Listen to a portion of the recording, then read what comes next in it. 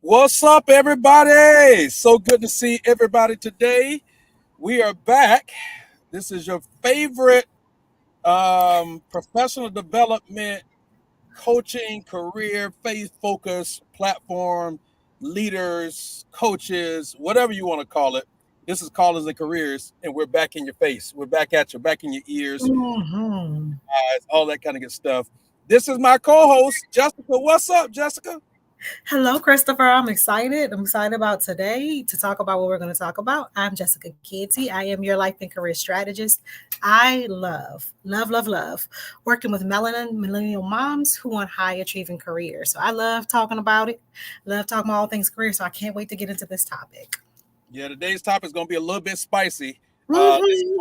probably one of the first topics that we've had where I don't even know what Jessica's going to say, y'all. Like I'm curious, and I don't even know if she knows what I'm going to say. I don't know that I know. I don't know that I don't know that I know what I'm going to say. How about that?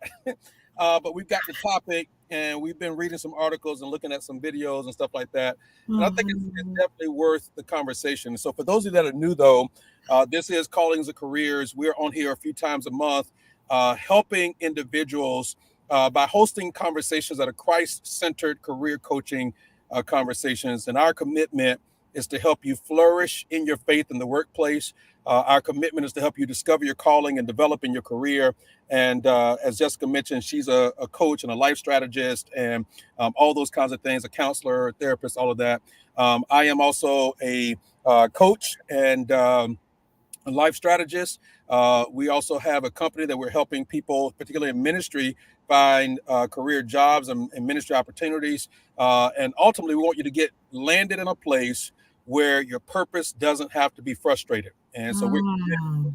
to helping navigate those environments and building teams and consulting even with organizations and teams, not just churches, but even nonprofits, for profits, and educational organizations. So we're committed to helping everybody be healthy as they need to be. So, Jessica, let's jump into it today because this is getting ready to be like, Absolutely. Absolutely. what are we Absolutely. talking about today, Jessica? Today we're talking about quiet vacationing. Quiet vacationing. It's slowly trending in the workspace.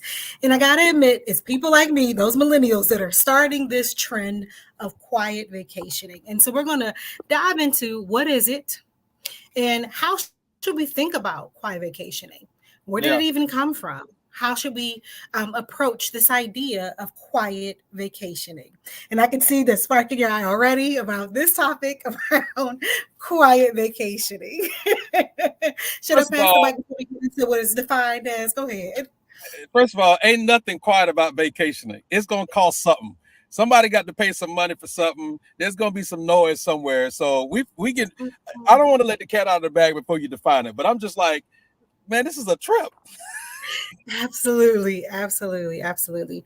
So, a while ago, we did an episode on quiet quitting. And Yeah. so, if you haven't watched that episode, please go and watch the episode on quiet quitting because quiet quitting and quiet vacationing may sound similar, but they're different things. When we discussed quiet quitting, it was doing just the bare minimum at work, no overtime, nothing extra, watching the clock, clocking out on time. Now, quiet vacationing looks a little bit different. Quiet vacationing. Now, before I give you the definition, I should tell you a little bit about what the origins look like. We know that the job market and the work environment has significantly changed and shifted since the pandemic, and even more so now with AI. So a lot of jobs are in jeopardy to be eliminated, or people are being let go. And so we're seeing a lot of trends happening in the job market, and quiet vacationing is one of them. Hmm. Now, I said earlier, it's millennials that are starting it. I don't know if that's a good thing or a bad thing that we are the ones that are starting it, but it's important to note that because we are seeing another shift and change is that there's a lot more generations in the workspace. But one of the generations that is the most dominant at this point are millennials. So Gen Xers, baby boomers, they're still in the workspace as well. Gen Z is in the workspace, but they're a little bit lower numbers. So this is what's pushing the trend because the bulk of people in the workforce right now are millennials. Hmm. So what it means by quiet vacationing? Quiet vacationing is working but not really working. Vacationing but not really vacationing. It's a mixture of the two worlds. It's so blurry you can't tell. A lot of people are working on their vacation or they're not putting in PTO. So technically, they are vacationing, but they're on the clock. And so, as a Christian, as a believer, how should we think about this idea of quiet vacationing? Because we talked about, how we should see quiet quitting, but this one is very interesting. So I want to pass the mic to you before we get into this whole conversation. And what's in your thought bubble? What's your thought bubble about this quiet vacationing? Help us, Lord. That's what's on my mind. No, to the point though, and I think your definition is spot on. As we were preparing for this, and as I was doing some reading, first of all, I don't know that the notion of quiet vacationing, if that's how we're defining it, which I agree with, I don't know if it's a new thing. I think in some ways it's been something that's been around for a while, Yeah. right? Okay. Now we may have attached some language around it now, but Yeah. people have been doing this for years. Mm-hmm. And in some circles, you hear people even sort of bragging about it. Those of us that are team leads or department heads, department chairs, those of us that are in the C-suite, those of us that are helping to create direction for the organization, we're directional leaders, or we're accountable for HR, we're accountable for being great stewards over the organization in whatever ways that may look. When we hear things like that, we hear wasted resources in some ways, right? Are we maximizing our time and are we getting the work done? And I know that at the core of this too, Jessica, um, at the core of this, I think, is a philosophical discussion Mm-hmm. about, whether or not, like, the conversation that people are having, even about work from home policies or remote work policies, all of that stuff. Can you be effective outside of the work office? Right? Yeah. Are you dedicated? As dedicated outside of the work office as you are if you were forced to come into the office and all. And I don't know that that's the focus of the conversation today, but I think Mm-hmm. philosophically that thread of thought probably runs right through this conversation about quiet Absolutely. vacation. Because you may have some employers, some employees that are in a space where they don't have to be in the office to be hitting it out of the park, Absolutely. right? On the other hand, you have some employees, they're not going to get anything done unless they're in the office and unless you're holding Mm-hmm. them accountable. And so I think it depends on scope of job. I think it depends on personality of the employee. I think it depends on the Mm-hmm. culture of the organization, et cetera, et cetera. At the end of the day, and I know we'll get into this in a moment because I know got some points to kind of walk through. Mm-hmm. At the end of the day, we've got to really lean in.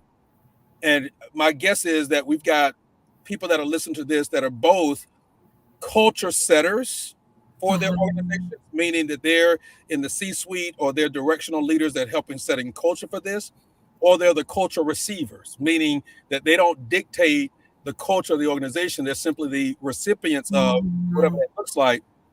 And in either case, I think we have to figure out ways to address unhealthy culture because I think that's a thread that falls underneath this thing of quiet quit vacationing as well. Absolutely, absolutely. I'm so glad that you said that because it is a cultural phenomenon, if you will. I've seen it show up over and over again in my sessions with my clients. And one of the things that can lead to quiet vacationing, so if you are the culture setter or culture receiver, is the idea that a person is not valuable unless they stretch themselves thin. Mm, And so, what do I mean by that? The reason why people feel like they have to stretch themselves thin is because if I'm seeing people let go left and right, and it's hard to get a job, people are struggling, then I'm afraid to put PTO in. I'm afraid that if I go on vacation and things can continue to function, then that means I'm not a valuable team member. And yeah, so, what people are doing is are saying, okay, I'm not going to put PTO in. And if I put PTO in, then I'm going to make sure I'm clocking in some kind of way. I'm going to be moving the mouse on my computer.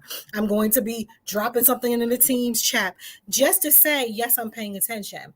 I literally had a client who I think it took us about 4 or 5 sessions just for her to put her leave in. She was preparing for her wedding, and was so very fearful of putting her personal time in because of the workplace. And to your point about the culture receivers versus the culture setters, her culture setter boss was all over the place, Tasmanian devil in the office, and just didn't know what was taking place. So she felt the need to do her boss's job and her job. And so if I go on vacation, who's going to take care of my team? So we literally had to work through a couple of different sessions for her to put it in, then work through the anxiety of what does that mean now that I've put it in, and how do I enjoy the time and the benefit that I've used on my vacation. So a lot of times, so if you are asking the question around like what creates quiet vacation environments, it really is a toxic work environment that doesn't say, that says your value is only in stretching yourself thin. Yeah. That's where I think quiet vacationing really is birthed in. This is such a great conversation, and I really want to be sensitive to the people listening or the people that may listen later on that are in hostile work environments. I've been in one before, and I know what that feels like. I'm not the kind of person, and Jessica, you may disagree with this, and I think there's space for that to happen, even live. I'm not the kind of person that immediately tells people if you work in a hostile environment, you need to quit and run, right? Because I think that quite candidly, from a spiritual perspective, we integrate both the practical, the professional, the corporate, but also the faith lens to this. Sometimes from a spiritual perspective, God has you there to grow you, to develop you, and that kind of thing. In other cases, you're there because there is a bigger purpose or a career trajectory that's at place. In other cases, you're there because your part of your assignment, divine assignment, is to help bring awareness to the hostility of the culture, to help change the tide for other people, right? So, I mean, that's a couple of quick reasons why I think sometimes it's important for us not to just run when we find ourselves in a hostile environment. What I will say though is this: that we do not have to sacrifice our mental clarity, mental health, emotional stability, nor do we have to live in fear because for 7, 8, 9 hours out of the day, there's somebody or somebodies that are choosing not to be emotionally healthy and are choosing to be professionally toxic, right? And those are strong words that I just used, I know. But I don't think we have to live in fear. And I think, as a matter of fact, I don't think you become a true professional in your industry until you get past those fears, because you can't think straight, you can't function straight. I remember the turning point for me when I was working in a hostile environment, when I got to the place where I said, you know what, this person is not God. They are not God. And if in fact, I'm looking at 10 things, these 2 things right here is what I don't have control over, and this is the thing that the person that's hanging over my head or creating all of this stress. 8 things I do have control over, and if God has blessed me to have these other 8 things, but I don't have control over these 2 things, I'm gonna focus on those 8 things. I'm gonna be integrous about those 2 things, and I'm gonna keep it moving. And when I'm not here, I'm not here. When I am here, I'm fully here, right? Because and so that to me is one of the bigger issues about the quiet vacationing for the individuals that claim the name of Christ. My concern is a concern of integrity. Like how do you, from an integrity perspective, say that you're walking in integrity when you in Tahiti moving a mouse on the beach? You know what I'm saying? Or you you got to pay $40 for the fast Wi-Fi on the plane while you're on the way to vacation, so you can put some Slack comments in the Slack app. That's crazy. Ain't nobody got time for that, Jessica. Ain't nobody got time for it at all. It's double-minded. It literally is double-minded to try to It be on is. vacation and do the work things, right? To your point, I definitely agree with you that quitting without a plan is planning for chaos. Yeah. You're planning to repeat the same behavior in terms of choosing the next job. Yep. And so I'm always, for making sure that you slow down and say, I want to remember what it is that's bothering me in this job. What is it that's making it hazardous and toxic, so Yep. that I can look for the warning signs and know what I'm going to accept, what I'm not going to accept. So to your point, I absolutely agree with that. Absolutely agree with that. Yeah. It's unfortunate that a lot of the clients that I see, a lot of them are in toxic workspaces. Yep. I had a client tell me, she went to work one day. One of her work besties came to her and said, I just got let go today. She saw her packing up her box, walk out the building, and then her boss came in and said, congratulations, you've been promoted. And I kind of chuckled, not because of how crazy it was, because of that the internet meme. Now you're my most valuable employee, after seeing someone being walked out of a building. And Yeah. so when you see that, it does put some fear into you. But to your point about being God fearing, and this person is not God, you have to remember they're not our source. Yeah. That has to guide your decisions, because the world says status is your source. The world says money is your source. The world says notoriety and being the go-to person is your source. But just biblically, we know that that's not true. And a lot of reports are coming out that if you actually work a job for more than 2 years, the job is making more money than you are. So Yep. you want to make sure that you're putting the world perspective and the biblical perspective into perspective when you're making your decisions. Now, a lot of times, go ahead, go right ahead. I'm just gonna say this, Jessica. Um, like, and I love what you said. Like, if we're on somebody's job and we're claiming the name of Christ, Mm-hmm. we got to do it differently. Yeah. Like, our commitment has to be to do things differently. And Mm-hmm. I am convinced. One of my preachers we got 50 million favorite verses. Okay. So let me just Mm-hmm. put that disclaimer out there. But one of my favorite verses, which I think is so relevant for the discussion we're having now, is Mm-hmm. Psalm 84:11. Mm-hmm. No good thing will God withhold from those who walk upright.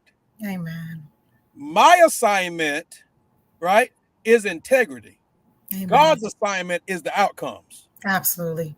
So Amen. if I walk in integrity, first of all, God ain't gonna let me die in this hostile environment when I'm Absolutely. doing the right thing. It ain't gonna happen. It's just not gonna Absolutely. happen, right? Absolutely. So we have to trust that God is also guiding and directing the affairs of our lives, and be committed to saying, man, I'm gonna make sure that my heart doesn't become bitter at a bitter boss. I'm gonna make sure that my heart stays pure, stays right, that I'm walking, with the fruit of the spirit and walking in integrity. And as I do that, regardless of what flaming arrows they throw, regardless of what, I'm not walking on eggshells around this, all those kinds of things. And I don't have to be mean and nasty and bitter and all those things about it. But I cannot expect God to bless the work of my hands. Mm-hmm. And my hands are saying I'm in the office when in fact I'm on Miami South Beach. Yeah, I'll be in Maldives. So I'm not gonna be in Tahiti or South Beach. All right, well, I'll be at the Maldives somewhere. go ahead and go to the Maldives then. Be out there, and let storm come. Absolutely, absolutely. So the other thing with when it comes to this idea of quiet vacationing, is really, again, when now that we're in a post-pandemic world, um, we really see that jobs, like to your point earlier, jobs can be done from any locale. As long as you have an internet connection and a working computer charger, you're good, right? To be able to Yeah. do any type of work. You can work from your cell phone, you can work from a tablet, you can work from a laptop. And so because of that, the lines have been blurred. Before the pandemic, the idea of telework, people probably thought was quiet vacationing. That's what they thought telework was. It was just you were going to be at home, you were going to be on the beach, you were going to be on a road trip, and teleworking. We now know that The evidence is showing us that people really have blurred boundaries when they telework. It's hard for them to say, okay, let me shut my computer, because you don't have to walk down the hall to talk to somebody. You're literally in front of your computer. You don't have to get on the elevator. You don't have to go to the copy machine. And so a lot of times people are overworking themselves. And Yep. it's very hard for them to be able to walk away from the computer even when they book a vacation. So yes, Yep. there are some people out there who are intentionally booking vacation, intentionally lying about working. There are some people who literally feel the guilt, who feel like the job is their God, their source. And so it's so uncomfortable at the idea of being completely unavailable. So if you're an HR person or you are in management, this message is for you. You got to make it clear about what vacation is Hmm. and what the responses are. You got to be clear about that so that your team knows it's okay to be on vacation when you're on vacation. Yep. Yep. Mm-hmm. Absolutely.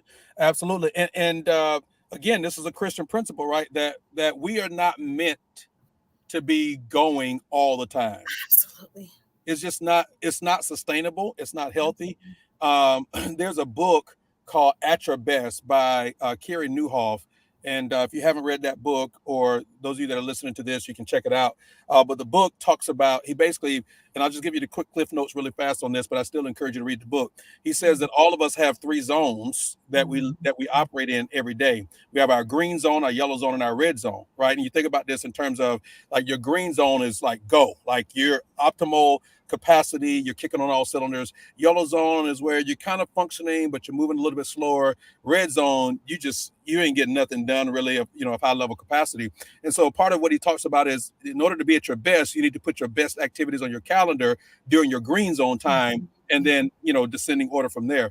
So I say all that to say that in the book, one of the things that he says, and I don't have the book in front of me, I'm just going off of memory, so I'm paraphrasing this a little bit, but he says taking a vacation from an unsustainable pace is not a solution. Mm. Not at all. Not at all. Is that Absolutely not good or not. what? It is. It's powerful. It's Yeah, powerful. That's why people say they need a few days to recover from vacation, because they got to answer all those emails. They got to give it. So it was never sustainable to begin with. yeah. So we Absolutely. we have so we have to learn, I think, how to manage our pace, but also how to manage making sure that we have margin in our lives. Because if I know that I work well, I work consistently, and I work hard, I have gotten to the place I feel no grief at all for unplugging and taking a break.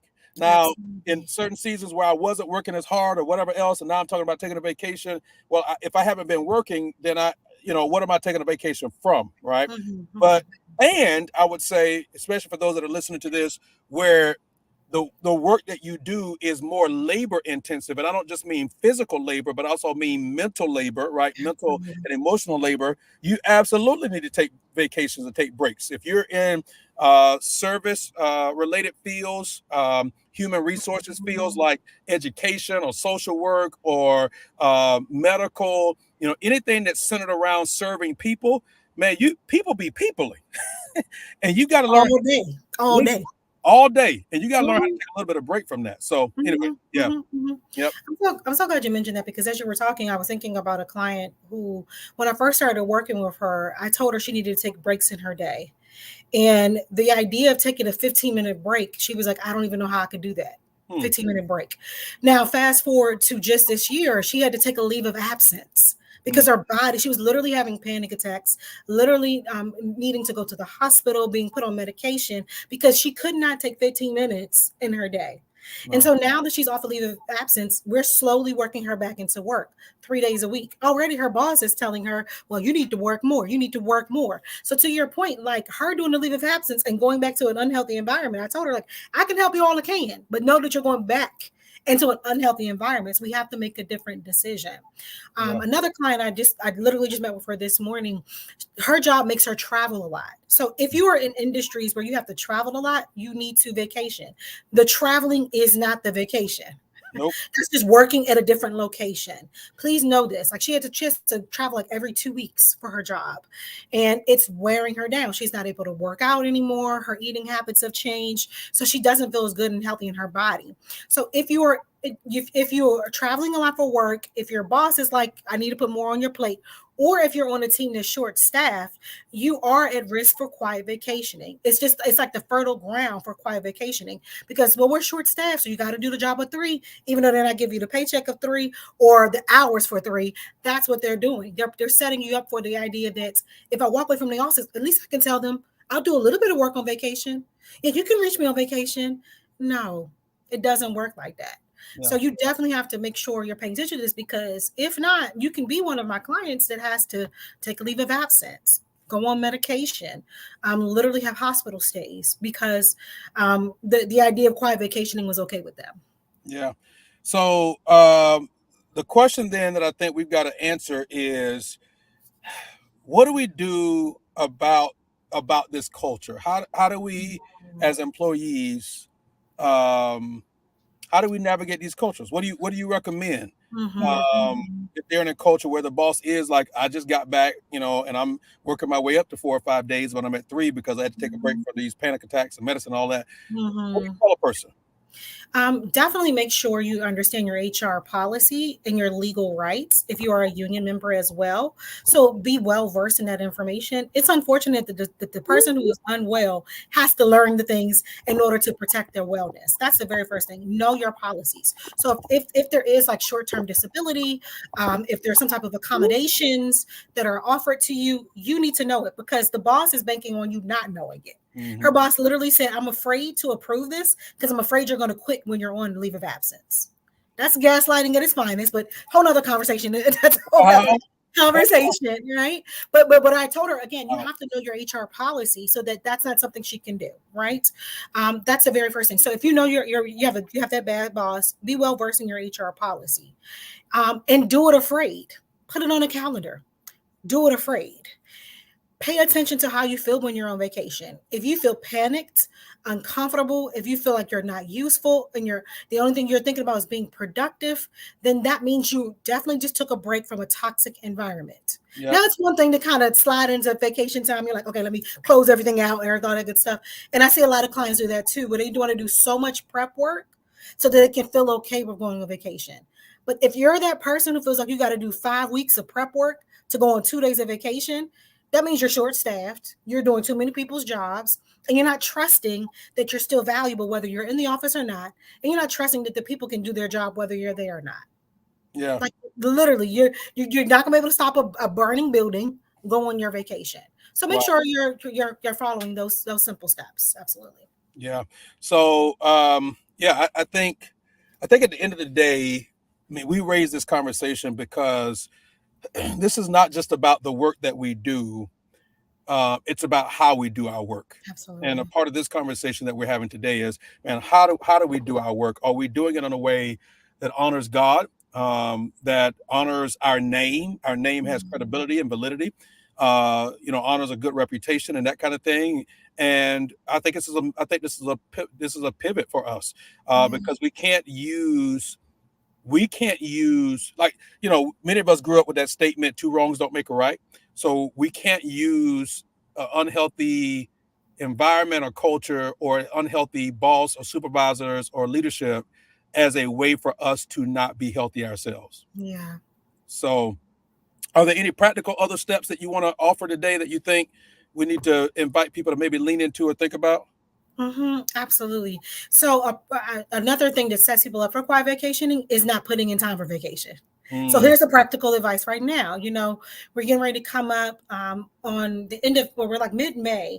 But what I want you to do is pull out your calendar for June, July, August. If you already finished your quarter 2 goals, I would say go ahead and do your quarter 3 goals, July, August, and September, and put on the calendar your vacation days and your wellness days. Because yeah, that's the other thing. People try to jam everything into their vacation and hope to be well, but you got to go to the doctor. You've yeah, got to see your eye doctor. You've got to go to the dentist. You've got to go and see these things. So I would say today, while you're listening to this, pull out the calendar, put on at least one vacation day per month, and at least 2 to 3 wellness activities per month, because yeah, that's going to help you prevent you from doing the whole I'm going to be on vacation, so let me go see the doctor, let me go answer this email, da, da, da, da.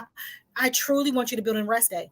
And if you think vacation day means I have to spend money, you're already doing this wrong. It could Yeah. be a staycation where you do nothing but what the Gen Zers say, bed rotting. The Yeah. Gen Zers know exactly how to do this and they do it well. So even if the vacation day is I'm not leaving my house or I'm going to be intentional about what I do when I leave my house, put that on the calendar today. Yeah. I think something that needs to be noted in this too, as we talk about resting and margin and balance and all those things. Mhm. And I'm gonna kind of lift up my wife's personality in this for a moment. So my wife and I have two different personalities Okay. when it comes to vacation. Uh, on vacation, my wife has a personality where if we go to a town out of town for vacation and we get there Monday at noon and we leave Friday at noon, my wife is of the personality where Monday at 12:05 we need to be headed to wherever we're headed, and we're not going to stop until Friday at 11:50. Okay, I'm not of that personality when it comes to vacation. Full Okay, speed ahead. listen, when I go on vacation, I first of all I want to sleep. I want to sleep, Jesus. I want to sleep, and Mhm. because my life is built and ran from a calendar, I don't really want to have a calendar while I'm on vacation. Yeah, I don't want to be absolutely. thinking about where I got to be at a certain time and all that stuff. Because to me, that's not a Mhm. vacation because my mind doesn't Mhm. shift, right? So Mhm. we had to, in the early stages of our marriage, come to an agreement on how we navigated our vacations. And so, if we go for a 5-day vacation, what my wife does now is she gives me about a day and a half or 2 days to just Whatever woosah, you right? To just woosah. And then the remaining of the vacation, she will plan and do some things. And even with that, she's not like putting it jam packed. She's Yeah. hitting the high things and all of that. So I say all that to say I'm usually kind of being transparent about my life, my Mhm. marriage, to simply say to the people that are watching and listening, you got to navigate your personality even when it comes to this vacation and even when it comes to doing margin. um, if you're not wired to be always on the go and socially engaged and always around people, it's okay for you to pause. It's okay for you to breathe and be Mhm. by yourself for a little bit. Some of the best vacations are staycations. Absolutely. So, set your house up where you feel like you can rest at home. Set your environment up at home where you feel like you can rest at home and all those kinds of good things. So, yeah, I think all of that is important. And one Mhm. more thing I'll just say, Jessica, is this. And maybe we got to have an actual talk on this or a session on this. Mhm. This whole notion of courageous conversations, Okay. because sometimes, and I'll even say this as a person who is a supervisor, right? Leading in HR and that kind of thing. Sometimes there can be things happening or things be perceived by an employee that the employer doesn't see the same way. Yeah.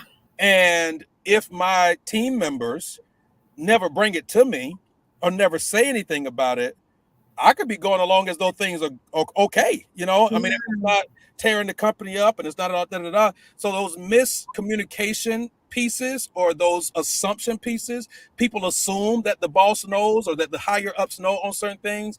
And sometimes all it takes is at least one team member to be courageous enough to say, you know what, this is what's happening. Several of us feel this. Let me bring this to their attention. Yeah. Absolutely. um, because sometimes we can assume that people know, and sometimes they just don't know, right? Mhm. They don't know that this is not even that it's a hostile environment, but it's just creating friction or creating challenge, And so I think this support is Mhm. important as well for us to at least acknowledge that and encourage some people. Pray about it, lean into it. Um, think about your tone, think about the spirit that you're coming in. Think of some possible solutions. Even when you come, you're not just bringing the problem, you're bringing some potential solutions. And when there's relational equity there, your voice has influence. And so part of that also is making sure that again, you have credibility in the workplace so that when you do speak, people are willing to listen. Absolutely, absolutely. I completely agree. I think that that's incredibly important to have those courageous conversations. So that's got to be a full-on episode, like how to know when to have it, and how to structure that, Yeah. and so that everyone can be well after the conversation. Yeah. Well, this has been an amazing conversation today. And as always, our time, man, we it's like we have all this stuff we want to talk about, and then when you look at the clock, you're like, oh, it's gone. Time is gone. Time is gone, Judy. Yeah. Yeah. Hey, Yeah. But I got that's one. what the next episodes are for. Yeah, I got one more question for you on this point. Ooh. Should so if you and I were co-workers and I was quiet vacationing, should you report me? Ooh.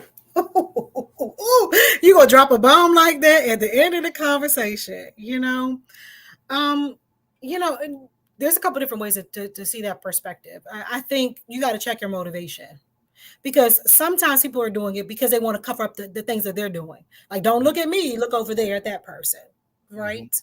Mm-hmm. Is it a situation where that person's safety is in jeopardy? Is this a situation where our resources are being mishandled because of that? So I think the better question, if that comes up for you, is what's my motivation? What's leading me to do that? Because a lot of times that's what people do.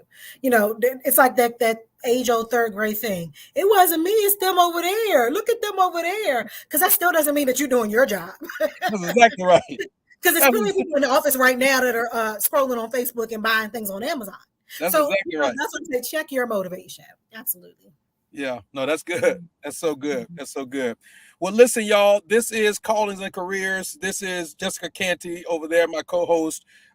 We've been at this thing for 2 years now, Jessica. We rolling. It's been Time amazing. is flying. Yep. Yeah. Yep. So we're here a couple times a month, sometimes 3 times a month, depending on the schedule and the calendar. But if you're following us on social media and you're following us on YouTube, you'll be able to plug in and connect with it. Jessica, there's your website. Anything you want to say about that?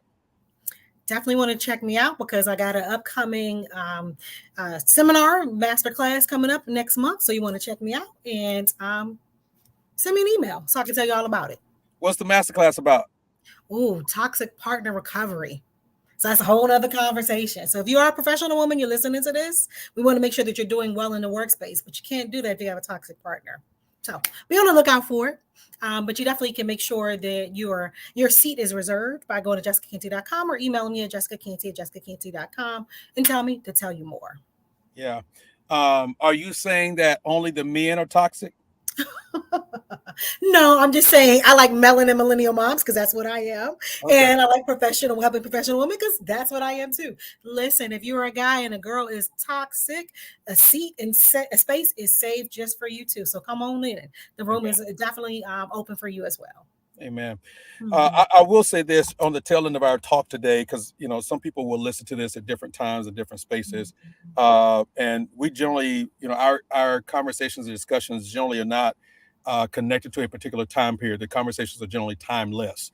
Mhm. But at the time of this recording, that you and I are recording this right now live today, a couple weeks ago, there's been a couple celebrities, I won't mention their names, that have been in the news for really just destructive behavior, very toxic, Mhm. unhealthy behavior, um, you know, uh, physical violence against their partners and all of that stuff. Mhm. And I actually addressed this at our church on Sunday. I just took Oh, just about 3 or 4 minutes wonderful. and just kind of mentioned that, you know, and the reason why I felt like I needed to address it, Jessica, is I saw conversations online after some of those videos that come out, where people were using scripture to justify why a person needed to stay in that kind of toxicity.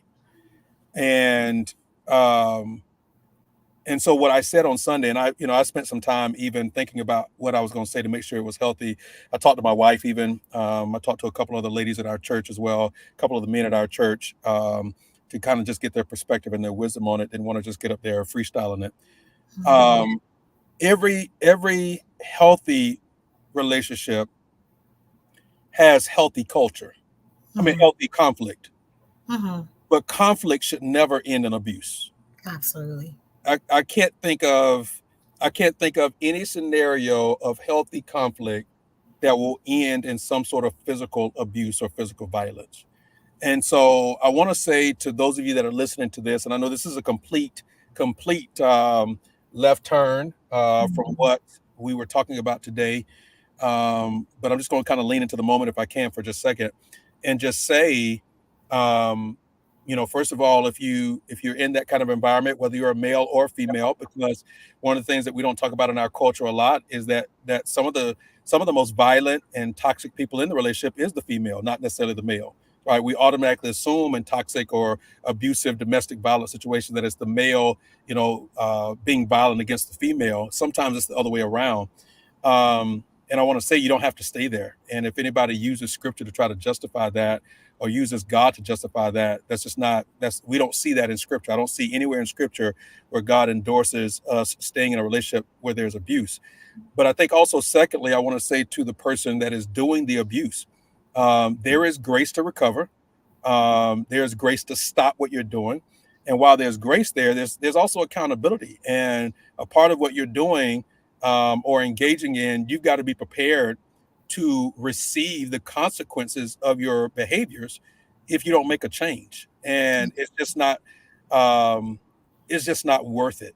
It's not worth it. If the two of you don't get along, y'all just go your separate ways. Maybe y'all are better for somebody else. Or at least this is a season maybe you need to be by yourself or something along those lines. So I'm sorry, Jessica, I didn't mean to go off on a tangent there, but I just it's necessary. I mean, it's timely because it is Mental Health Awareness Month, and so we do have to talk about those interpersonal relationships because they impact our mental health and our mental wellness. So I appreciate, especially from your space of authority as being the pastor, as being the leader of the church. I think it's incredibly important that you share that, and that's a courageous conversation to have in and of itself. So we definitely had to have that conversation as well. Absolutely. Yeah, so I'm going to watch the recording of that one. I'm going to have to go watch that one. Absolutely. Oh, listen, it was only 3 minutes. That part of it was only 3 minutes, but yeah, I had several people walking up to me after service, so that we're thankful that we said something.